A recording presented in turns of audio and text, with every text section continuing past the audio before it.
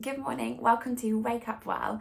I'm Charlotte, and this week we are looking at the holy habit of fasting, and that's what we're going to spend some time reflecting on this morning. But first, I wonder, what children's songs do you remember from when you were younger, or perhaps when you had young children? I wonder if you've ever heard of the one, and excuse my singing in advance, that it goes like this. This is the way we wash our face, wash our face, wash our face. Do you know that song?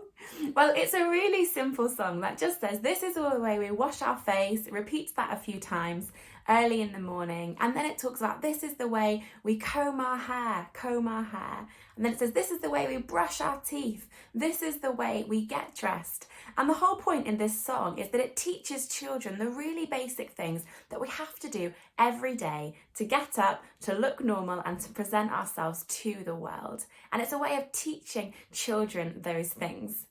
And that song, would you believe it, reminds me of the passage that we're looking at today as we think about fasting. And so this is Matthew chapter 6, verses 16 to 18.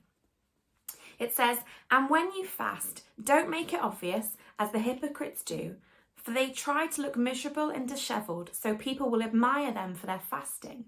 I tell you the truth, that is the only reward they will ever get. But when you fast, comb your hair and wash your face.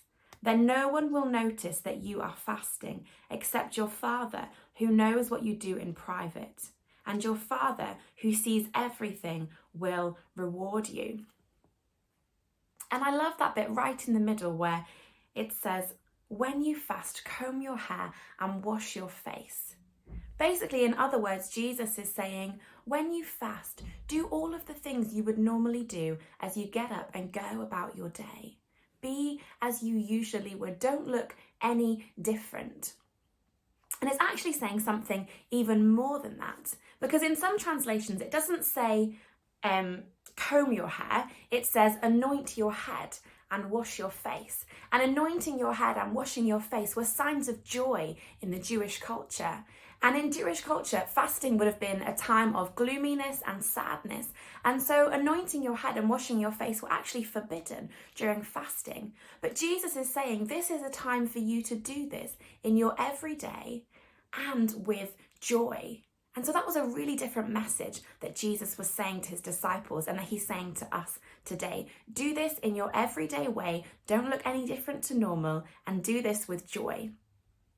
And why is Jesus telling us this? Well, the first thing that this passage really tells us is that he's saying, don't do this because of what other people think about you. And so he says, when you fast, don't make it obvious as the hypocrites do, for they try to look miserable and dishevelled so people will admire them for their fasting.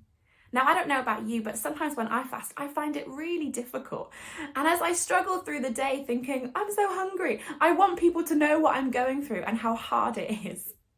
But actually, Jesus says that is not what it's about. This is a private thing between you and God. And so it doesn't matter if other people know. In fact, they shouldn't know. This should be you getting on with your everyday, not looking any different to normal, and focusing on your relationship with God, because God sees, God knows, and God will reward you. So it's about others and what they think. But it's also about ourselves and how we approach fasting. Because as I've just said, sometimes I find it really difficult. And so it would be really easy on a day when I'm fasting to get up in the morning and think, do you know what? I know this is going to be really hard. So I'm going to put on my tracksuit bottoms. I'm going to stick my hair up in a messy bun. I'm not going to make an effort. I'm just going to get through today. But that is the wrong attitude to fasting. We should be getting dressed as we normally do, doing our hair, putting on our makeup, if that's what a normal day looks like for you. Because as we do that, we ready ourselves to approach this day and to spend it with God and to feel in that positive and joyful place that this passage tells us about.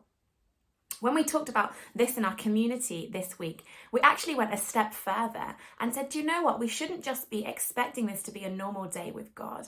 When we fast, we should be expecting this to be a great day of encounter with God.